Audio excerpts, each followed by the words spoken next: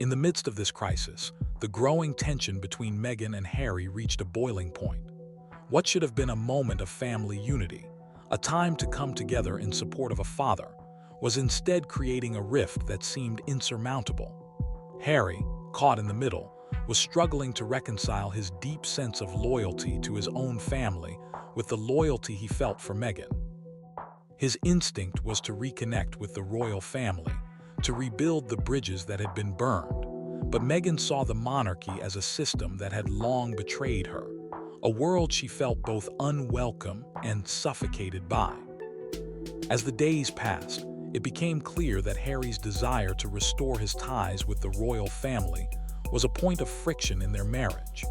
Meghan, meanwhile, saw any attempt to mend those relationships as a betrayal of the life they were trying to build in America. Her fears were amplified by the constant scrutiny of their every move, with the press ready to pounce on any perceived misstep. The idea of returning to the UK to be near her father, particularly during such a public health crisis, was not only painful, it felt like a step backward. To Meghan, it wasn't just about the fractured relationship with her father. It was a larger issue of reclaiming her own narrative and protecting their future in a world that often viewed them as figures to be controlled. As Meghan grappled with her own emotions, the media's involvement in her father's health crisis added another layer of complexity. The press was relentless, with reports on Thomas's condition and the details of his treatment circulating rapidly. But it wasn't just Thomas's health that was on display. It was the fractured family dynamic, the glaring absence of Meghan's presence, and the public's perception of her abandonment. The question soon arose: why wasn't Meghan stepping in? Why wasn't she by her father's side in his time of need? Meghan's absence in this crisis, combined with her team's skepticism regarding her father's condition, set off a firestorm of criticism. It wasn't just about a daughter choosing not to be there for her father. It was about the contradiction between her public image as an advocate for family values and her actual actions. The Sussexes had spent years portraying themselves as paragons of virtue, people who stood for causes that mattered. But now, the public was questioning whether their actions truly aligned with their message. Meghan's silence, her refusal to address the issue, spoke volumes. In this highly charged atmosphere, the Sussexes' carefully crafted brand began to crumble. Meghan's absence wasn't just a family issue, it was a public relations disaster.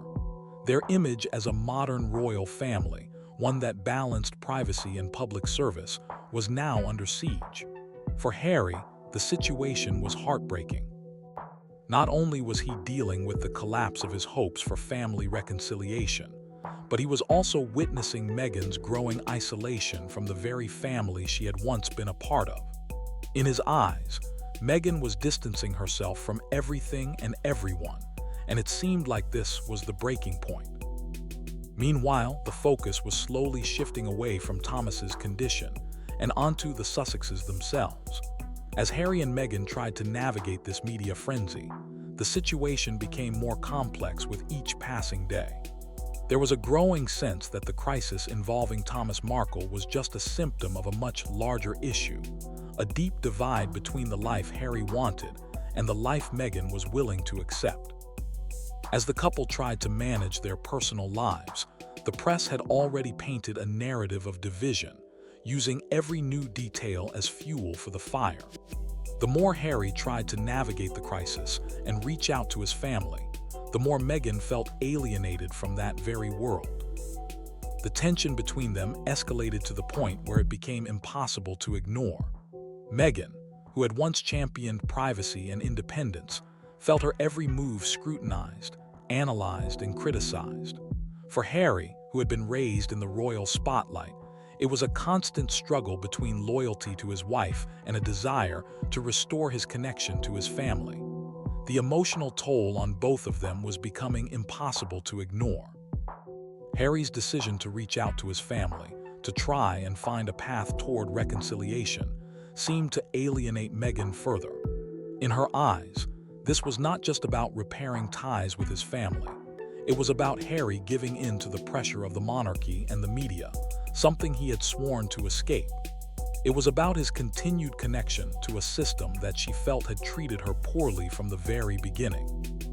For Meghan, the idea of returning to the UK, of subjecting herself and their children to the harsh spotlight of royal life again, was a bridge too far.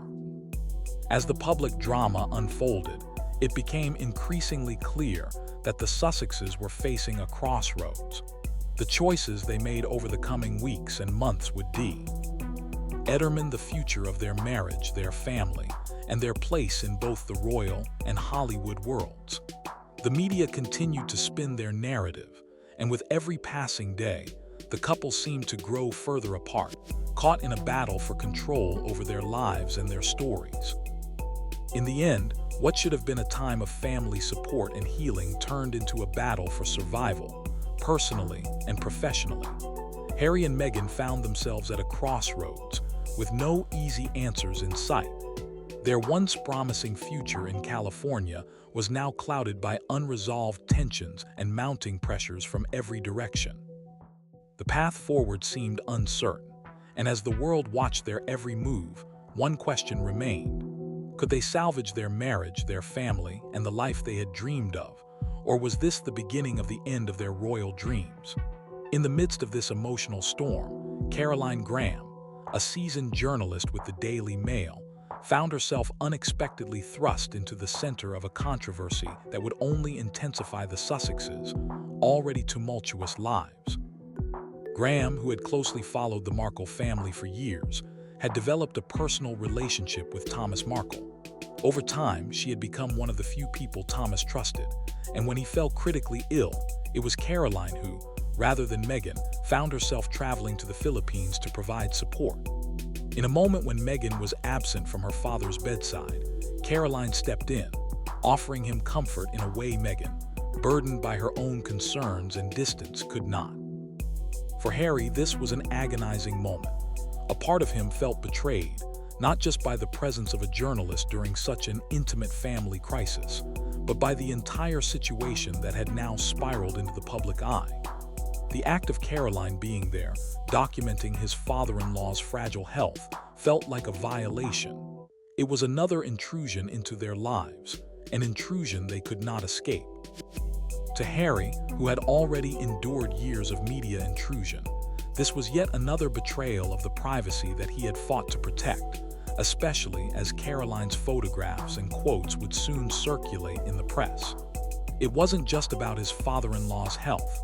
It was about the public narrative being rewritten, one over which they had no control. For Meghan, this entire situation became far more complex. She had spent years trying to protect herself from the media's prying eyes, fighting back against what she saw as a system that sought to exploit her every move.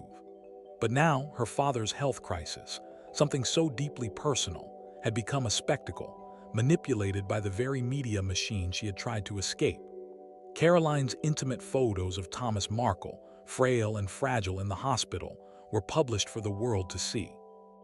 For Meghan, this was the ultimate violation, her father's vulnerability on display, his frailty being exploited for clicks and headlines. It was not only a reminder of her fractured relationship with Thomas, but also a glaring symbol of the distance that had grown between her and the family she had tried to distance herself from. Her absence, especially during such a crucial moment, spoke volumes to the media and the public. Meghan had long been known for her charitable work, her advocacy for family values, and her public stance as an empathetic figure. But now, all of that was in question. The questions from the press came flooding in. Where is Meghan? Why hasn't she responded to her father's crisis? Why hasn't she stepped in to help? Every passing day without her public response only made the situation worse. To the outside world, it looked as though Meghan had abandoned her father in his hour of need. Her silence became the subject of rampant speculation, with critics using her absence as a weapon to undermine her public image. For Meghan, it wasn't just about being misunderstood. It was about a constant battle to control the narrative of her life and the narrative of her family. In an attempt to regain control of the story, Meghan's PR team launched an aggressive campaign against Caroline. The communications between the two sides became heated and deeply personal. Meghan's team accused Caroline of exploiting Thomas Markle's health for journalistic gain, arguing that her presence was not about concern for Thomas, but about making money off his suffering. The attack was swift and fierce, meant to counteract the public's growing curiosity about Meghan's absence. However, this only served to escalate the situation. Caroline, far from backing down, responded with her own legal counsel, asserting that she had done nothing wrong and that her actions were motivated by concern for Thomas rather than any desire for personal gain. The situation, which began as a family drama, was now a full-scale media war, with each side fighting fiercely to control the public narrative. This escalation revealed a deeper, more painful div eyed between Meghan and Harry.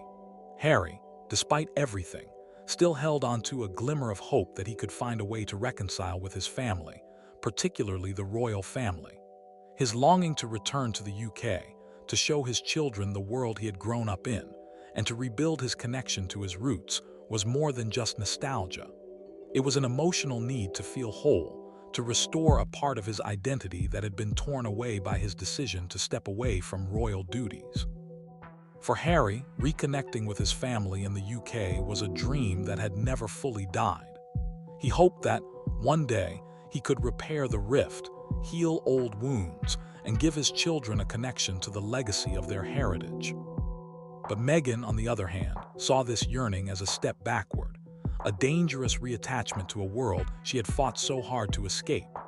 The royal family, in her view, represented a system of power, privilege, and cruelty that had only caused her pain and humiliation.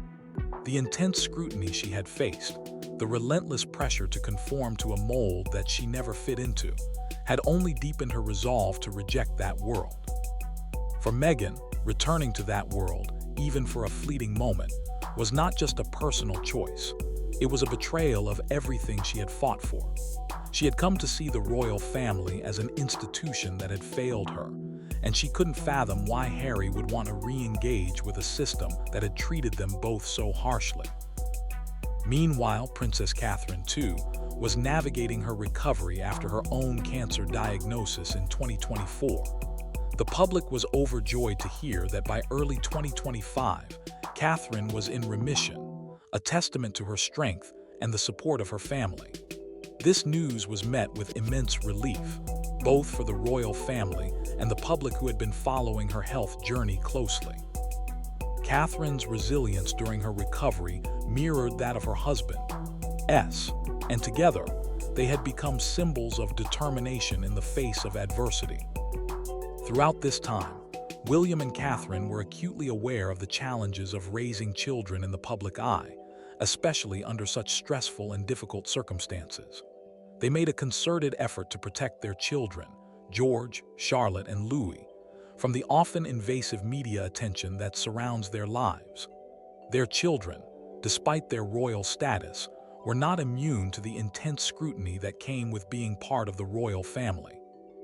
Yet, in a world that constantly sought to pry into their private moments, William and Catherine worked tirelessly to shield their young ones from the pressures of fame, all while balancing their royal duties. It was a balancing act that many parents could relate to, striving to maintain some semblance of normalcy for their children while fulfilling their public responsibilities. It was a testament to their commitment to their family and to ensuring that their children could experience a childhood as protected and free from external pressures as possible. Throughout 2025, the Wales family occasionally shared glimpses of their private lives, providing the public with moments that were both relatable and heartwarming. One such moment came through their 2025 Christmas card. In this simple but touching gesture, William, Catherine, and their 3 children posed together for a springtime family photo, sending holiday wishes to the world. The image exuded warmth, love, and togetherness, something that resonated deeply with the public. It was a reminder that, despite the grandeur of their royal status, the Wales family valued family traditions and the joys of spending time together.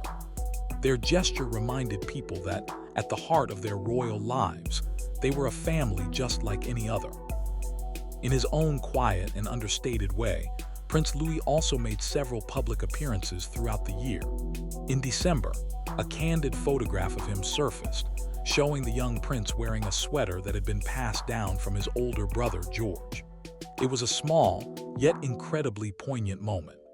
The act of passing down clothes between siblings is something that resonates deeply with parents worldwide, regardless of social status. It was a humble, everyday moment that painted a picture of the reality of family life, even within the walls of a royal palace. The image of Louis wearing George's sweater was a symbol of sibling love, of the shared experiences that unite all families, no matter their circumstances. It was a powerful reminder that, despite being royal children, George, Charlotte, and Louis experienced the same family dynamics as children anywhere else in the world. The Wales family, in sharing these simple moments, demonstrated that beneath their public personas, they were a family rooted in love, warmth, and the quiet joys of everyday life.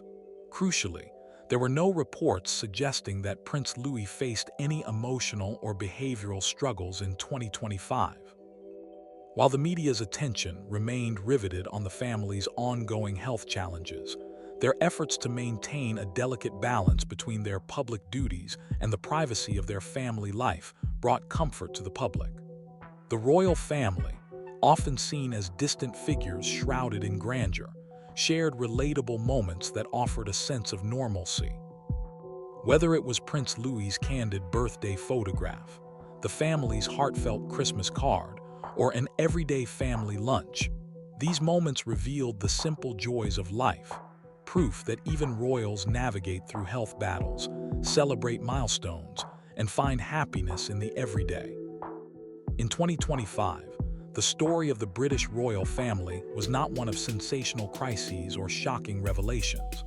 Rather, it was a story of real people, individuals who, despite their titles and public lives, experienced the same struggles, joys, and challenges that every family faces. Prince William, in particular, spoke openly about how he managed to balance his royal duties with fatherhood during such trying times. From Kensington Palace, he shared the deep emotional toll the past few years had taken on his family. Although the emotional well-being of his children, particularly Prince Louis, was not the central focus of his discussions, William acknowledged how challenging 2024 had been. It was a year marked by severe health battles, as Catherine and King Charles both received cancer diagnoses within weeks of each other, a profound test of the family's strength. GTH. Catherine's battle with cancer was well documented, and her treatment culminated in her remission by the beginning of 2025. King Charles's journey, on the other hand, was ongoing. By December 2025, he entered a precautionary phase of treatment, which he referred to as a personal blessing. His perseverance and continued public presence despite his illness spoke volumes about his dedication to his royal responsibilities. And even in the face of adversity, he took every opportunity to encourage the public to take cancer screening seriously. His rare personal speech during a Stand Up to Cancer broadcast in December was both an act of courage and a message of hope, urging early detection to save lives. Despite the intensity of these health struggles, William and Catherine never lost sight of their parental duties. One of their primary focuses was to shield their children, George, Charlotte, and Louis, from unnecessary media scrutiny. In an age where every moment of a royal child's life is under a magnifying glass, they made a concerted effort to keep their children grounded and protected from the overwhelming pressures that come with their public status. Their efforts to safeguard their children's privacy were not just about maintaining family dignity. They were about protecting their children's emotional well-being in the face of life's challenges. Throughout 2025, the Wales family shared intimate moments with the public, reminding everyone that beneath the royal titles, they were still a family who loved and cared for each other deeply. One such moment came with their 2025 Christmas card, in which the family posed together in a springtime photograph, sending their holiday wishes to the world. This small but powerful gesture resonated deeply with the public, reminding them that even royalty celebrates family traditions. It was a simple act, but it showcased the values they held dear: togetherness, love, and the importance of family. Prince Louis, like his siblings, was often in the spotlight, though usually in more casual and endearing moments. In December 2025, a photo of him wearing a sweater passed down from his older brother George made waves. It was a simple, relatable gesture, a sibling passing down clothes. This quiet moment of family life stood in stark contrast to the grandeur often associated with the monarchy. It reminded parents everywhere that royal children, despite their privileged status, experience the same everyday family dynamics that anyone could relate to.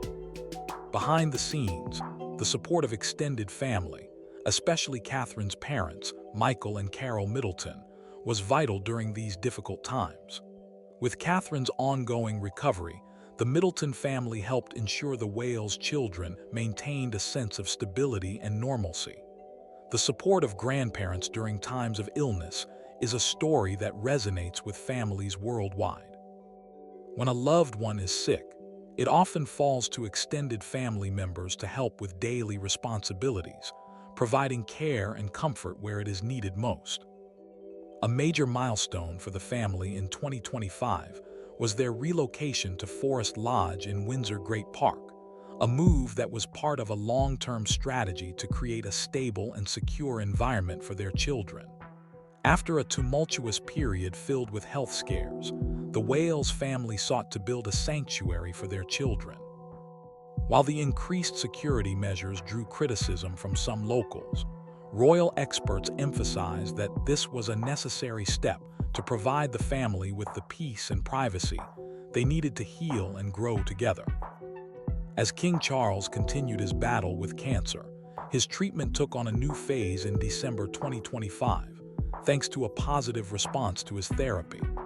The palace released a statement confirming that his treatment had entered a precautionary phase, marking a turning point in his recovery.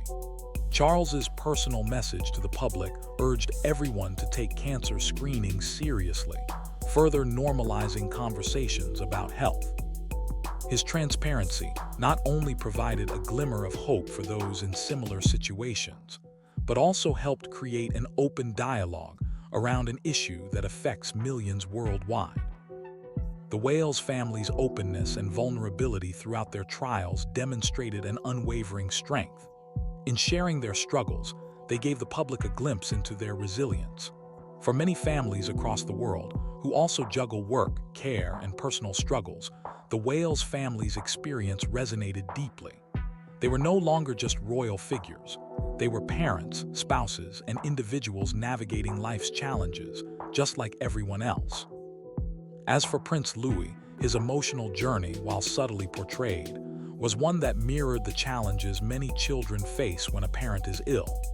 In April 2025, following Catherine's cancer treatment, Louis's quiet demeanor signaled that he, too, was affected by the weight of the situation.